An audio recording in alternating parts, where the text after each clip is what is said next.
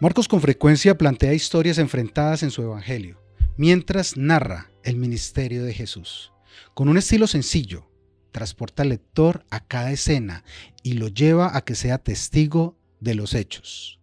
Los últimos 6 capítulos, del capítulo 11 al 16, transcurren solo durante una semana. Los 10 primeros se dan alrededor de 3 años y medio, que es el ministerio de Jesús. ¿Qué se celebra en la Pascua? ¿Por qué Jesús es el Cordero Pascual? ¿Cómo fortalecer nuestra confianza en Dios? Acompáñanos durante el estudio de esta semana.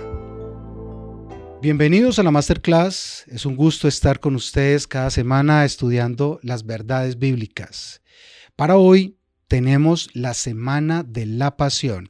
Estamos en la serie de Marcos y es un gusto para mí estar aquí acompañados en el estudio con el pastor Argenil y vía remota con el profesor Mario Tapias.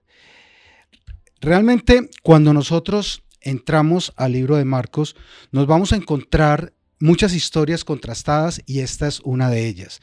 En Marcos 14:3 encontramos: en Betania, mientras estaba él sentado a la mesa en casa de Simón, el que había tenido una enfermedad en la piel, llegó una mujer con un frasco de alabastro lleno de un perfume muy costoso, hecho de nardo puro. Rompió el frasco y derramó el perfume sobre la cabeza de Jesús. Pastor, con la bienvenida, qué acto tan simbólico y tan significativo. Gracias, hermano Mauricio, y un saludo muy cordial para todos los oyentes. Sí, este es un evento muy importante, muy lindo. Estaban en casa de Simón, los discípulos estaban allí reunidos y esta mujer había ahorrado durante toda su vida en lo que se ahorraba en la época. No habían bancos, no estaba la caja agraria, en fin, una de las maneras de ahorrar en la época era con los perfumes, pero base de perfume. Una base de perfume llega a costar mucho dinero y ella tenía uno de los finos, nardo puro. En su vida de trabajo, que aunque Marcos no menciona quién era esta mujer, los adventistas saben quién era, porque Elena de White lo menciona. Esta mujer se había ganado el dinero muy difícil y tenía ahorrado, y en esa noche de gratitud, en la cena que le ofrecieron a Jesús, ella vino sin que nadie se enterara. Y yo quisiera llevar a la audiencia que piensen en unas casas de la época con ventanas muy pequeñas, con lámparas de aceite alumbrando casi a oscuras. Patios muy grandes. Lleno de gente.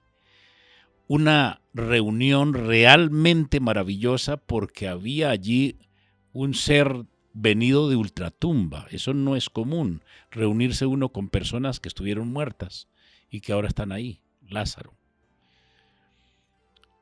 Y 3 personas habían recibido beneficios. Esta mujer, ser perdonada, Lázaro haber sido sanado de una enfermedad de la piel, de Simón, y Lázaro haber venido de ultratumba. O sea, es una noche de gratitud muy linda. Y esta mujer, todo lo que tenía ahorrado, vino para ungir al Señor. Y dice San Juan y los otros que mencionan que comenzó primero a ungirlo por los pies y a llorar, y lo secaba con sus cabellos. Es un cuadro demasiado maravilloso. Y Marcos dice que también le ungió su cabeza. Y claro, la gente comienza a murmurar, porque sí, la gente se da cuenta quién es esa mujer. Y el murmullo, y el Señor que siempre está dándose cuenta de qué estamos pensando, qué estaba pensando la gente en esa época. qué era lo que estaban diciendo. Así que el Señor los reprende. ¿Sí o no, profe Mario? Totalmente, lo que estamos viendo es una historia que por supuesto tiene que ver con la gratitud y también, por qué no decirlo, una discusión histórica durante muchísimos años, es la identificación específica de quién es la mujer que se encuentra allí. Que eventualmente pues pudiéramos hablar de tres probables posibilidades. Pudiésemos hablar que sea María de Betania, pudiese ser María de Magdala, o probablemente la mujer de Juan 8, que se le conoce como la mujer pecadora, la cual no tenemos absolutamente certeza de su identidad. A lo largo de los años, y especialmente en el cristianismo tardío, se empezó a construir la idea de que esta mujer básicamente era la misma. Se empezó a unificar la percepción de las tres mujeres, pero con especificidad: la mujer llamada María de Betania y la mujer que unge a Jesús en los últimos días o los últimos días previos a su crucifixión. Realmente de manera certera, absoluta, respecto al texto griego, no tenemos completamente certeza de quién sea ella, y no podemos decir con especificidad absoluta que sea la misma, pero resulta que en la tradición interpretativa del adventismo, la escritora norteamericana Elena White, que tiene mucha preponderancia en el pensamiento de la comunidad de la iglesia, pues ella asevera en un libro que se llama El deseo de todas las gentes, que es la misma. Bueno, eventualmente eso no tiene mayores problemas porque la hipótesis o la probabilidad es altamente amplia, como pudiese ser que sí, pudiese ser que no. Lo importante que encontramos aquí es que esta mujer está mostrando que tiene absoluta gratitud con Jesús y está mostrando que tiene algo muy importante: el sometimiento. Indistintamente cuál sea su personalidad o que nosotros podamos identificarla completamente quién es ella, la historia se consolida alrededor de la sumisión, la entrega, la gratitud, el respeto, la aceptación y el poner a Jesús en el lugar que corresponde. Y lo hace una mujer, no un hombre. Muy interesante en el contexto hebreo. Pastor, estábamos conversando de Betania, cercano a Jerusalén, 3 kilómetros. ¿Por qué era especial Betania para Jesús? Bueno, se dice que era el lugar preferido de Jesús. Era el lugar donde él acostumbraba ir. Es más, es el lugar que él eligió para despedirse de los discípulos. Así que tenía algo especial. Podemos ver aquí la gratitud de una mujer y cuánto ella hace por el maestro. El Señor dijo que cuando escuchó que criticaban, porque criticaron y dijeron esto se había podido vender por 300 denarios y haber hecho unas obras de caridad con los pobres. Marcos tampoco nos dice quién era el que hizo la crítica, pero como acaba de decir el profe Mario, la iglesia tiene una luz y ella nos dice que era Judas, ¿no?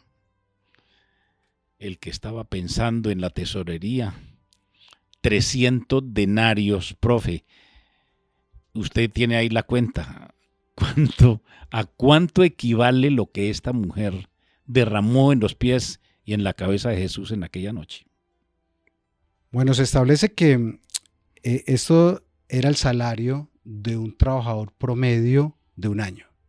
Pero lo interesante es establecer lo que le pagaron a Judas. En Mateo 26:15 encontramos que le dieron 30 monedas de plata. Entonces ahora vamos a equiparar, y el profe Mario nos puede ayudar, cuánto representaban las monedas de plata frente al denario. Hay un autor que es MacDonald. Él establece una correlación y encuentra que las monedas de plata son 4 dracmas y el dracma tiene una relación 1:1 con el denario. O sea que si multiplicamos 30 por 4 nos da alrededor de 120. Y aquí entonces le damos el paso al profe. Para Judas, Jesús valía menos de la mitad de lo que valía para María. Bueno, eventualmente aquí hay que analizar un poco el contexto de Judas. Muy interesante la relación que nos estás proponiendo junto con el pastor Argenil y que tú citas de manera muy interesante respecto a la equivalencia de la divisa si la trajésemos hoy o si la comparamos con la moneda circulante de la época. Pero quiero concentrarme un poco en lo que tiene que ver con el aspecto histórico-teológico. Judas tenía buenas intenciones, que es lo más peligroso. Bien se dice por allí que el camino hacia el infierno está asfaltado de buenas intenciones. Él pretendía llevar a Jesús al lugar donde él creía que Jesús no había entendido, una especie de ayudador de Jesús, dado que Jesús no comprendía cómo entronizarse como rey de los judíos, pues lo empujó un poquitín. En ese empujón, él accede a una serie de acciones, argucias y trabajos bastante deshonestos, pero sobre todo traidores. Y esto nos hace pensar muchísimo, porque eventualmente es lo que nosotros solemos hacer. Queremos a veces en nuestras ideas, perspectivas, pensar que necesitamos ayudar a Dios de una manera no legítima, haciendo uso inapropiado de la ética, haciendo un uso inapropiado de nuestros contextos culturales o sociales, y es lo que lamentablemente pasa con Judas. Él considera que hay un bien mayor que permite o legitima una acción inapropiada menor.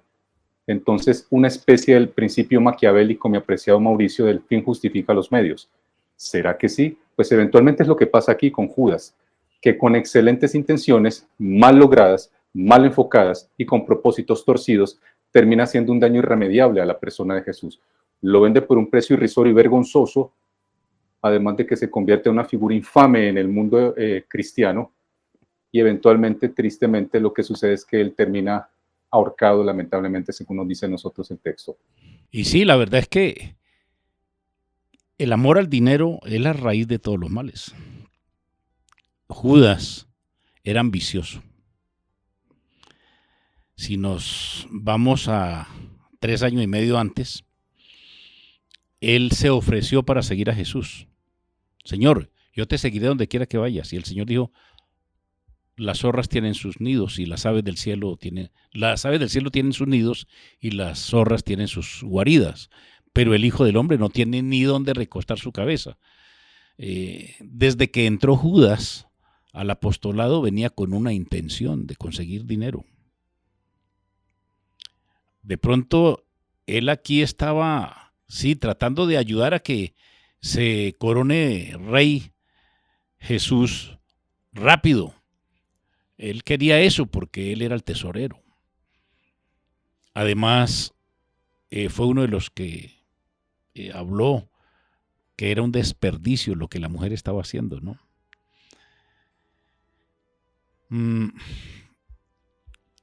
El amor al dinero, el egoísmo, la traición son pésimos ante los ojos de Dios. Y los resultados se ven muy pronto, como se vieron en la vida de Judas. Y Marcos hábilmente nos contrasta estas dos historias, Judas y esta mujer que sabemos por contexto que es María. En esa semana de la pasión que hemos hoy denominado, sigue la cena, la celebración de la Pascua para Marcos, y en el versículo 12 del capítulo 14 dice: el primer día de la fiesta de los panes sin levadura, cuando se acostumbraba a sacrificar el cordero de la Pascua, los discípulos preguntaron a Jesús: ¿dónde quieres que vayamos a hacer los preparativos para que comas la Pascua? Y vamos a encontrar que más adelante él da las instrucciones, sube, pregúntele, pero al final no hubo cordero. Pastor, o sea, aquí celebran la Pascua, pero solamente parten el pan y el vino. Bueno, estaban conmemorando la Pascua. ¿Y qué es la Pascua? Tenemos que irnos atrás muchos años, cuando los judíos estaban esclavos en Egipto, y viene la gran liberación. Y la gran liberación se efectuó con varias cosas. Número 1, la muerte de los primogénitos después de las 9 plagas anteriores. Y esa noche de la gran liberación, el Señor había dado una instrucción clara que deberían matar un cordero y prepararlo y comerlo con hierbas amargas y sin quitarse los sandalias y estar listos para correr. Y pintar los dinteles de la puerta con la sangre del cordero. Y donde estaba la sangre no había mortandad, no había muerte. Cuando se dio la liberación, el pueblo de Israel de ahí en adelante siguió celebrando esta gran fiesta. Y esta era la fecha que conmemoraba la gran liberación del pueblo de Israel. Ahora el Señor invita a los discípulos a que comamos la Pascua. Y si anteriormente se hacía con cordero y con sangre, de cordero no para comer la sangre, pero tocaba derramar la sangre como un sacrificio y luego comer el cordero, esta vez no hubo cordero. Porque aunque es un título agregado, en la Biblia siempre va a decir Jesús instituye o, como dice en alguna otra versión, institución, sí, de la cena del Señor. Y entonces, una cena diferente. Pan sin levadura y vino puro de la uva. Y él explica qué es eso. Y de ahí en adelante, a esto se le llama en el Nuevo Testamento el Nuevo Pacto. Y lo dice el versículo 24, si es tan amable lo lee, 14:24. Y les dijo: esto es mi sangre del nuevo pacto que por muchos es derramada. Sí. Y primero dice que tomó pan, lo bendijo y le dio a sus discípulos, y luego tomó la copa y habiendo dado gracias, le dio a sus discípulos y comieron del pan y bebieron de la copa, de ese jugo puro de la vid, que llega a tener un significado tremendo para nosotros los cristianos. El antiguo pacto, hablando de esto y hablando de la gran fiesta, era con derramamiento de sangre. Pero ahí estaba el que iba a derramar la sangre por todos nosotros. Ya no había necesidad de corderos. Hasta ahí venía esa costumbre, eso de la Pascua. Ahora se cambia por algo muy especial, que como iglesia lo celebramos cada 3 meses, la Cena del Señor. ¿Qué dice, profe Mario? Muy interesante, pastor. Además que hay que tener en cuenta que alrededor del concepto del Cordero Pascual y los eventos de los evangelios, pues tenemos varias discusiones teológicas que son válidas, son legítimas. Una pregunta es, ¿Jesús consumió la Pascua específicamente del Cordero Pascual? Una probable respuesta es, no es plausible o difícilmente probable. La razón, porque es que el Cordero Pascual tenía una específica hora y día en el cual tenía que morir, y era el día 14 de Nisan específicamente. Y es la hora probablemente en la que Jesús tendría que estar muriendo en la cruz. El mismo sería el Cordero Pascual. Lo que tendríamos entonces una probable respuesta de que lo que Jesús está consumiendo la noche antes u horas antes que fue apresado, pues es una cena representativa que es simbólica, que es también desde la perspectiva de lo que nos dice a nosotros el libro de Éxodo, el consumo de las hierbas amargas y los panes sin levadura. Lo que implicaría que si esto es así, y lo estoy poniendo solo desde la perspectiva de la probabilidad, Jesús no está tratando de hacer un reemplazo simbólico o litúrgico de lo que es la Peshá o la Pesá hebrea, sino que básicamente Jesús está haciendo una anunciación, una aproximación simbólico-pedagógica de lo que va a suceder a través de las figuras cercanas de lo que es la cena pascual. Y está presentando una nueva alternativa porque, por supuesto, él no podrá desarrollar esta actividad lúdica, ni pedagógica, ni activa con sus discípulos colgado de la cruz. Va a necesitar hacerlo horas antes. Así que esto también pudiese ser una probable explicación si nos preguntamos, ¿era específica y absolutamente estricta la cena pascual, la cena de Jesús, la última cena o la cena del Señor, obligatorio que fuese el Cordero Pascual del 14 de Nisan según el libro de Shemot o Éxodo? Pues no necesariamente de manera obligatoria. Ahora empezamos ya con, después de celebrar, porque él venía de una fiesta en Betania, luego a la cena, Empezamos con los reveses y empieza la gente a entregarlo o negarlo. En el versículo 29 del mismo capítulo 14 encontramos: entonces Pedro le dijo, aunque todos se escandalicen, yo no.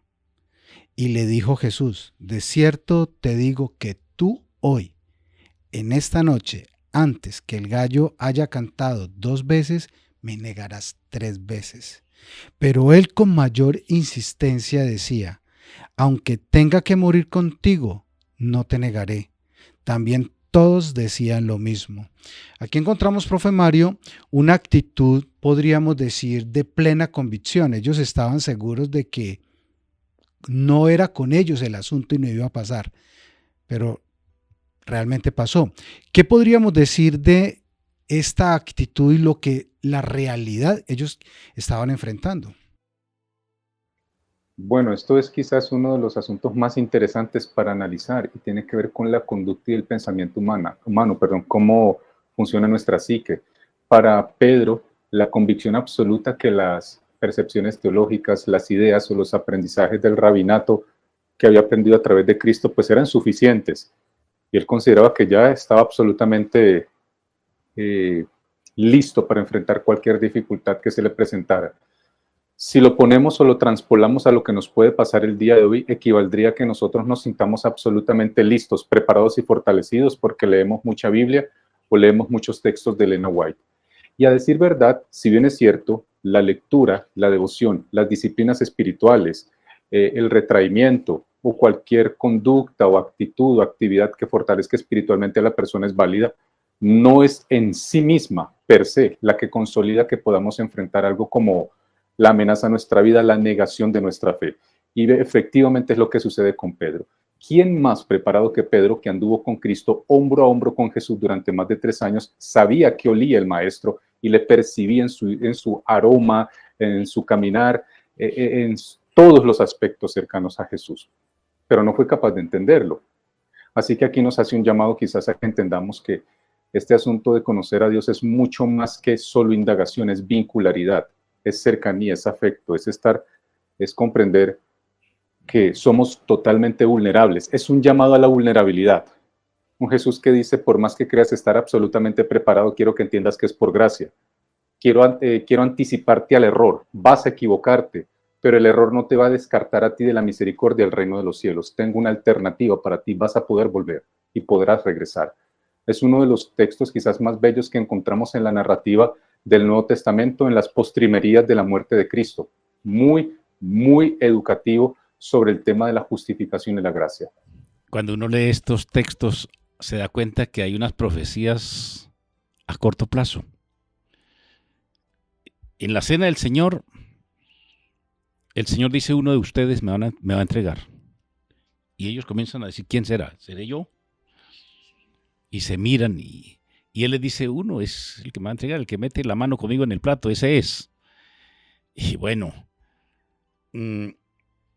luego que salen de la cena, el Señor les dice, esta noche se van a escandalizar ustedes, porque va a pasar algo grave. Y ustedes se van a esparcir y van a quedar como ovejas sin pastor. Y es ahí donde Pedro, aunque todos se escandalicen, dice él, yo no, yo estaré aquí firme, yo lo voy a seguir siempre, yo, si es más, hasta mi vida daré por ti. Pero la profecía, ¿no? Antes que cante el gallo, me negarás 3 veces. Y profecías que se cumplieron como tan inmediato.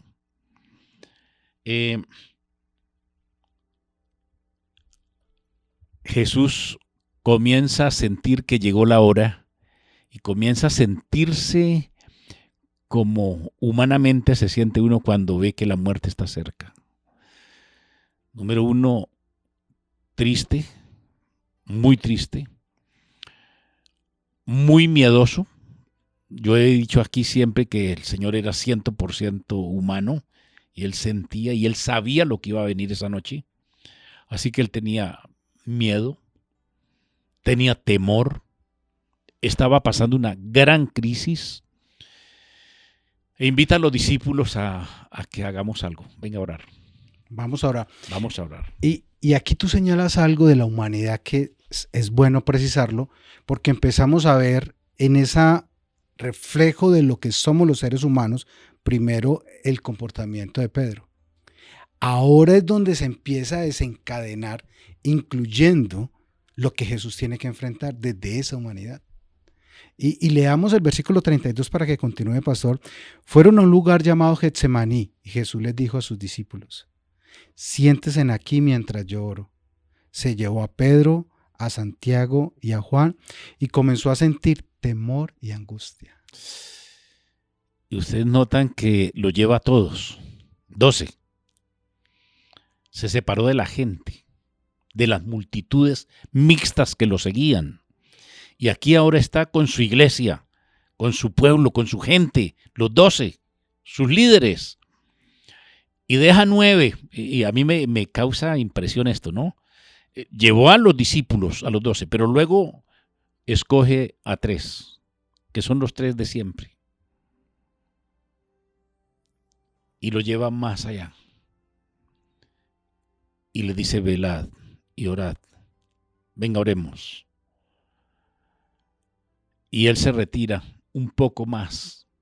Mira, la soledad en momentos de angustia. Uno puede sentir aquí lo que Jesús estaba pasando en esa noche. Una terrible angustia.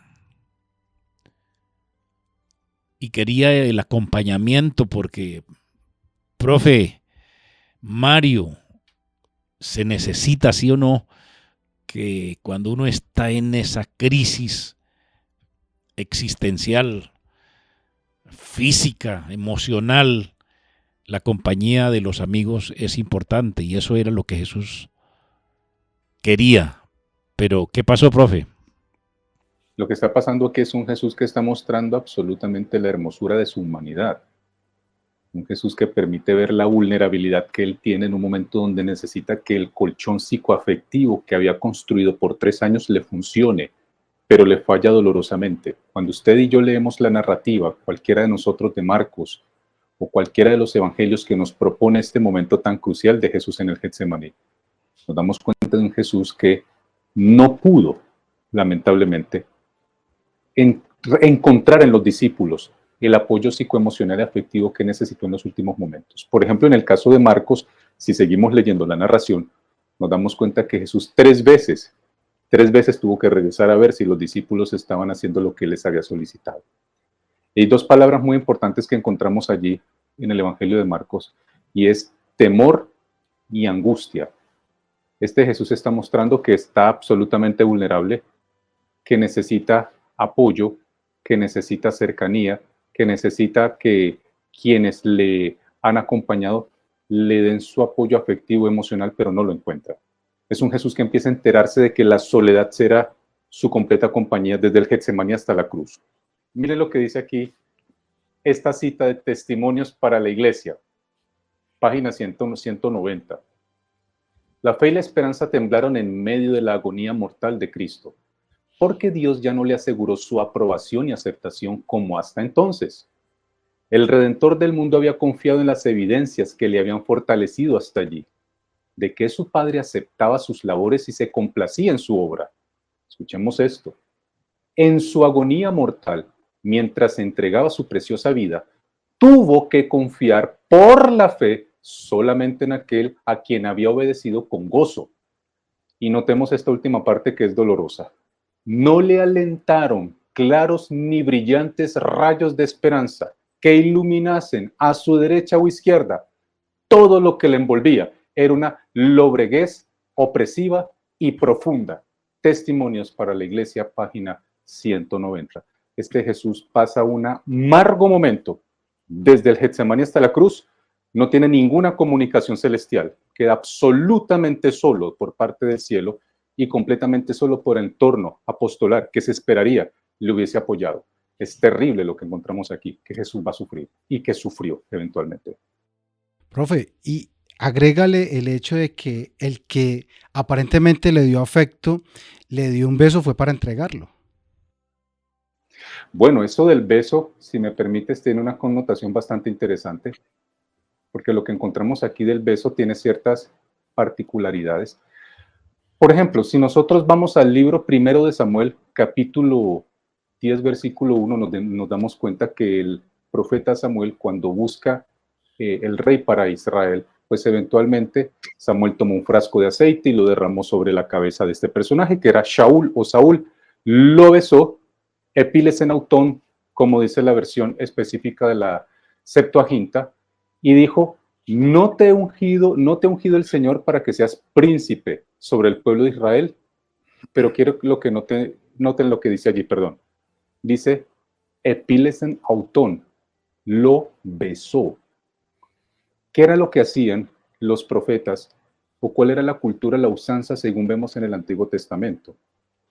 Yo estoy aquí citando la Septuaginta en razón de que lo que tenemos nosotros para entender qué es lo que está pasando en Marcos es un texto griego.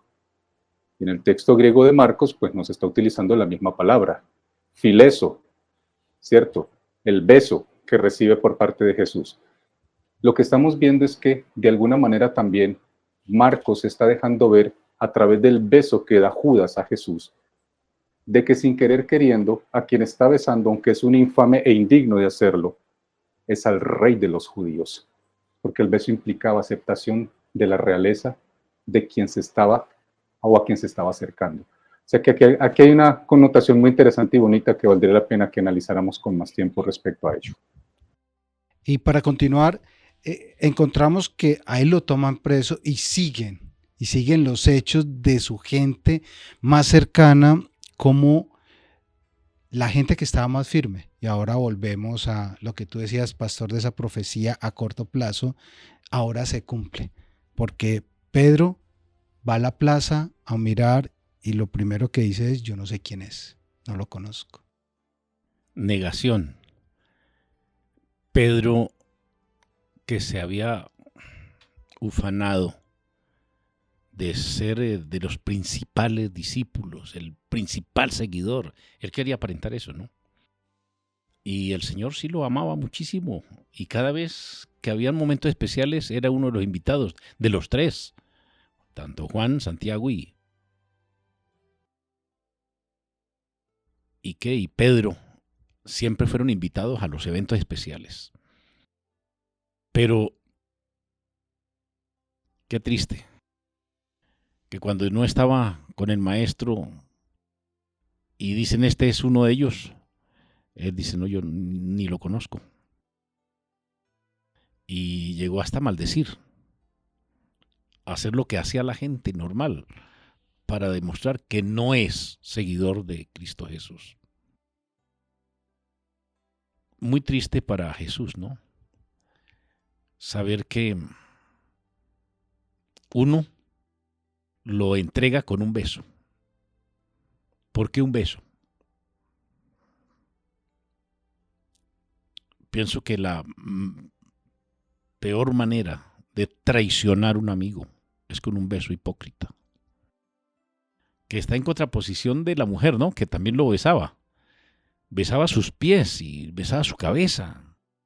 Pero lo hacía con un deseo de amarlo, de quererlo, de hacer algo por el Señor.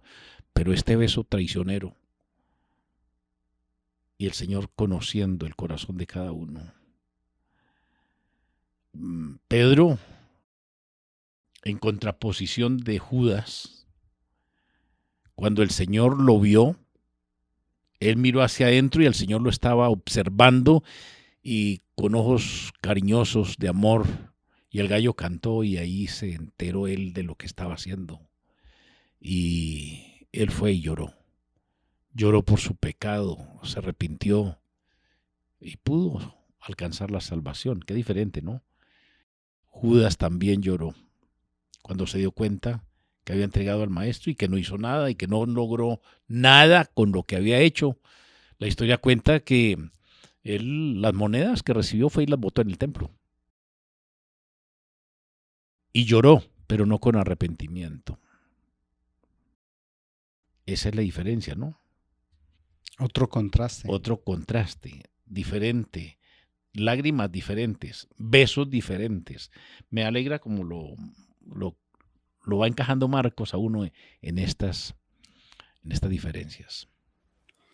Pedro Y hay algo negó a sus... interesante también, discúlpame Mauricio, es que fíjate Adelante. que es posible retroceder de parecerse a Jesús. Por ejemplo, nosotros hablamos un poco en la construcción de la cultura cristiana del parecernos a Jesús y asemejarnos, o mayoma, ser semejantes a Jesús.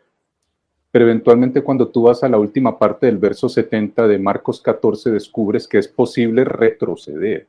¿Cómo es posible? Pues mira lo que dice el texto. El texto dice de manera contundente que eventualmente, cuando ellos estaban increpando a Pedro, en el verso 70, le dicen lo siguiente, en la parte final.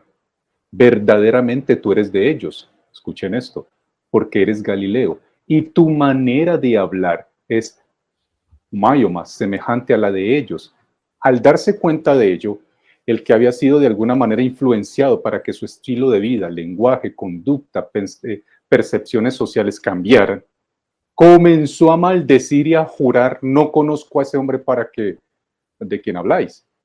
Entonces, nos damos cuenta que la modelación o el parecernos a Jesús o el tratar de ser semejantes a Él puede fallar, se puede fracturar, se puede dañar, pero lo que no se debe dañar es la comprensión de la gracia, la misericordia, la vincularidad salvífica que Jesús propone.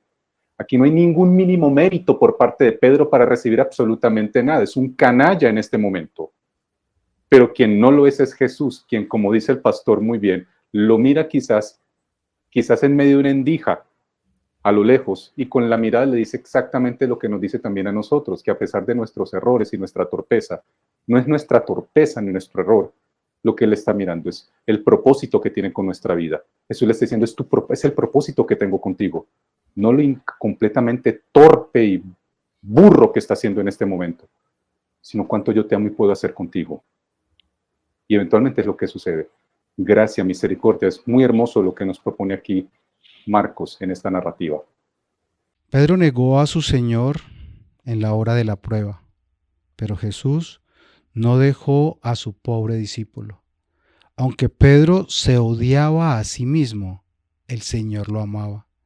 Y después de su resurrección, lo llamó por su nombre y le envió un amable mensaje.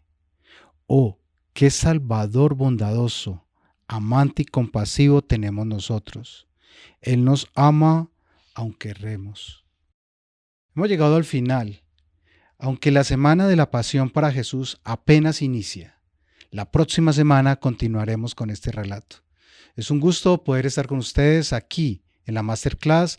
No olvides seguirnos en redes, enviarnos sus preguntas y tenemos una cita la próxima semana.